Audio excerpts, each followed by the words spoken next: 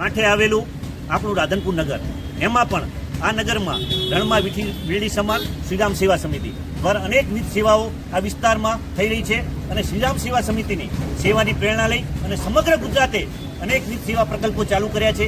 એમાં પણ જ્યારે અત્યારે ઉનાળાની કાળઝાળ ગરમી ચાલી રહી છે ત્યારે 15 જેટલી પરબો શ્રીરામ સેવા સમિતિ દ્વારા ચાલુ કરવામાં આવી છે.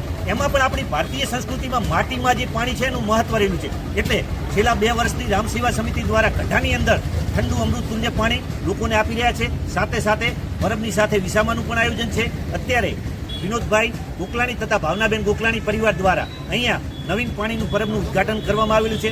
આ પરબ આ જ પરિવાર દ્વારા વર્ષોથી ચાલતી હતી. આ પરબનું નવીનીકરણ કરી અને આજે આ પરિવાર દ્વારા ભાવનાબેન વિનોદભાઈ ગોકલાણી પરિવાર દ્વારા ફરીથી આજે એનું લોકાર્પણ કરવામાં આવેલું છે. અને મા જગદંબા આવી અનેકવિધ પ્રવૃત્તિ કરવાની એમને શક્તિ આપે એવી માના ચરણોમાં પ્રાર્થના. જય સિયારામ.